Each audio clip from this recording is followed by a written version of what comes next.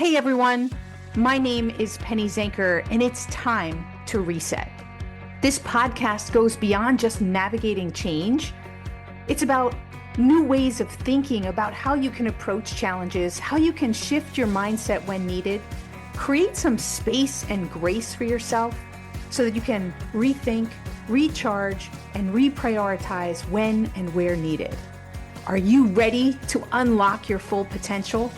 Thank you for hitting play and sharing this next episode with me. It's time to reset.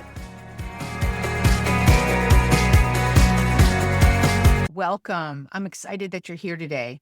And this session is inspired by an upcoming keynote that I'm doing for the PBSA conferences. It's Building Human Connections in a Digital World. So let's get started. We live in the most connected time in history. Thousands of messages move through our devices every day, right? With a touch of the button, we are connected to anywhere around the world within seconds. We have video meetings that were only possible in the Jetsons, if you're old enough to remember the Jetsons and having these video conversations.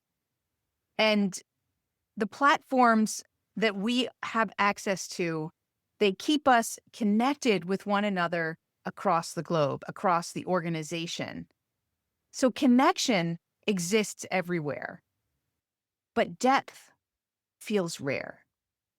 And actually, we're seeing the connection deficit right now, the consequences of only having that shallow connection. Social media, shallow. My husband and I joke that we'll see somebody post how much they love their spouse and it's their anniversary. We're like, just tell them, they sit next to you.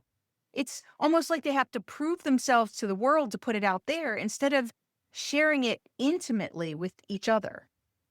We're searching for depth, but we're not getting it. We are creating these shallow types of connections or performative connections.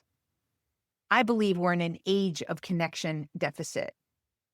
We're seeing this in every area of our lives, especially in organizations, and it's coming out through the growing numbers of disengagement. We thought that it couldn't get any worse, and now it's up to 79% disengagement.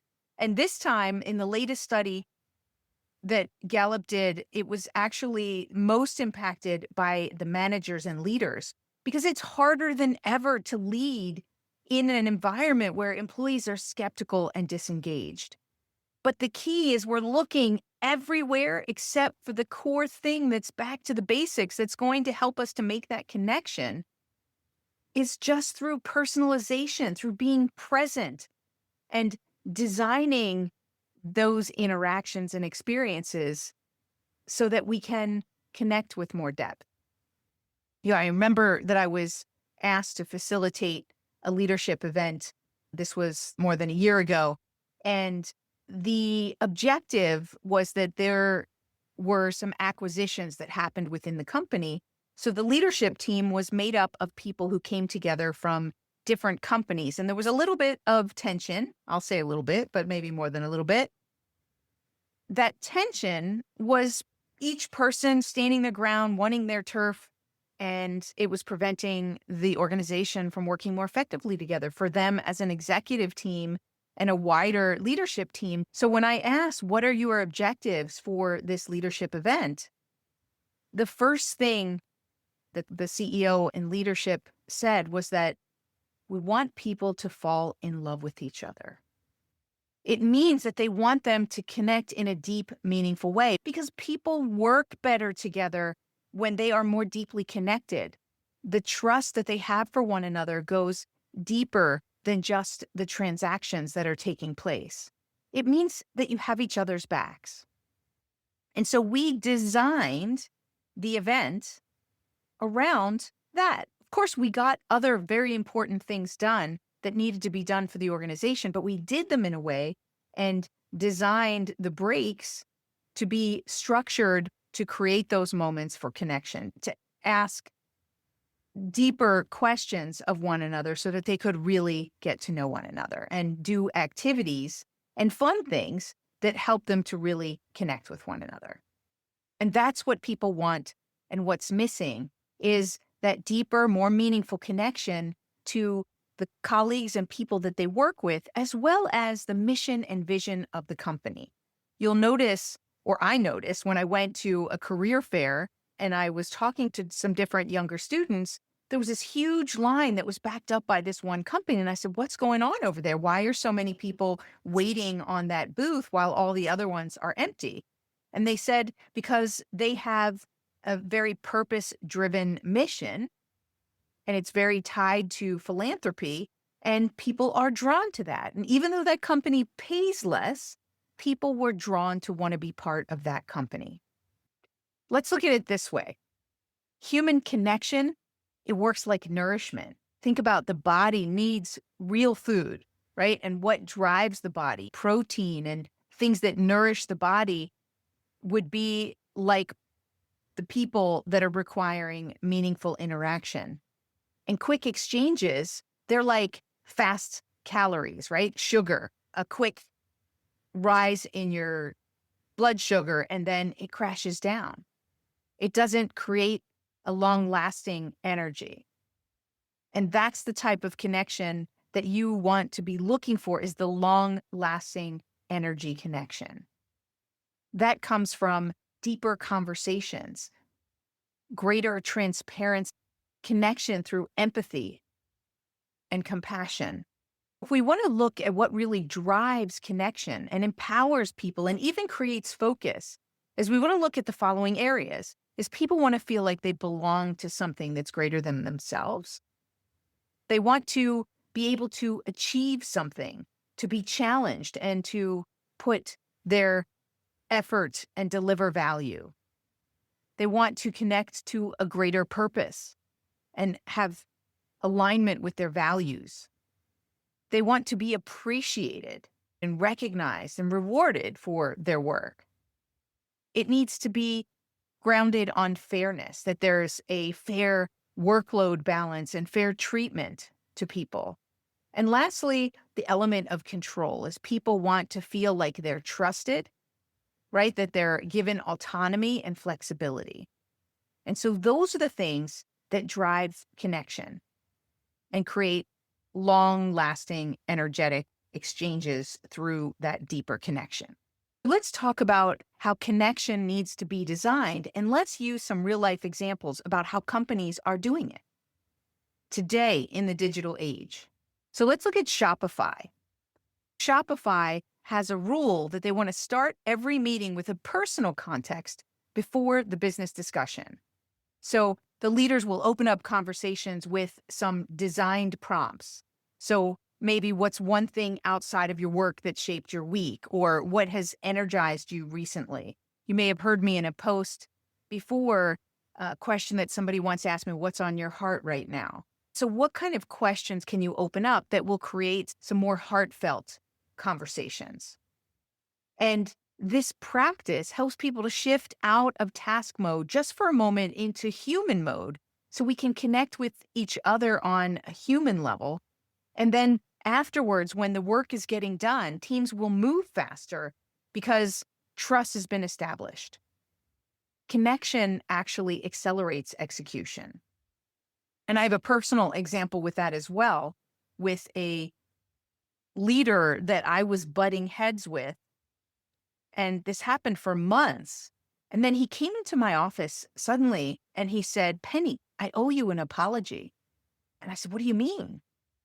He said, I have been treating you unfairly. I didn't realize, but I judged you by some of the exit interviews that I did with people when I first joined the company. So he was the head of HR and he was relatively new to the company.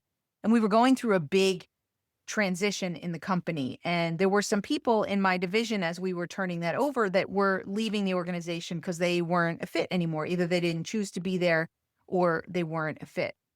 And how powerful is that, that he says to me, I owe you an apology and that I unfairly judged you. That's an incredible display of integrity. And from that point forward, we never again butted heads. I always knew that he had my back because he had connected with me at such a deep and vulnerable level. And I had the deepest respect for that. See, in an instant, we built that trust and we built it so deep. So it is absolutely, I've seen it in practice that connection accelerates execution. Let's take another example. Atlassian, right? They have rituals that strengthen distributed teams. They have these practices called team playbooks, and they have structured connection rituals within these playbooks. And one of those is they call them play sessions. And that's where teams regularly pause their work to reflect together. A common exercise that somebody will start is each person will share a recent success, a challenge that they're currently facing, and one way that the team can support them. And just by doing something like that, each question serves the individual, but also the team. And from that, teams are reporting higher psychological safety, clearer collaboration after these sessions. And it shows us that just one example that shared reflection strengthens performance. I want to give you one more example. GitLab, they believe that radical transparency really creates connection because it goes to that element of control, right? People feel like they have more control when there's transparency.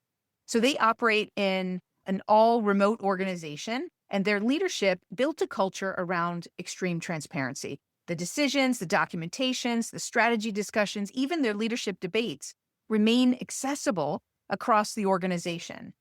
And that helps employees see how thinking evolves over time and in real time.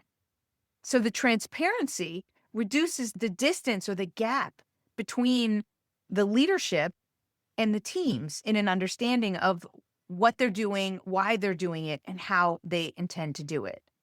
So the insight here is that access builds trust. But what I want to just close this out with is to see and to understand that when we design our organizational workflows and environments to create deeper connection, be able to address people by their name, to be able to be relevant in our discussions when we talk about their personal development, little things that create those deeper connections are what are going to help us be more effective in this digital age. Because it's the technology that's going to make people feel like you don't need me anymore or I don't need you anymore. But we do. We all need each other. And it's core to us working together hand in hand, AI, human collaboration. My name is Penny Zenker, and I look forward to seeing you in the next episode. Hey, thank you for spending this time with me. It really means a lot. If you're feeling a little off, distracted, overwhelmed, stuck, or just out of sync, remember that's your signal to reset. And that's all it takes, just recognizing one reset moment at a time. So stay tuned for more tips, tools, tricks, stories, strategies, all here on Time to Reset. We'll see you in the next episode.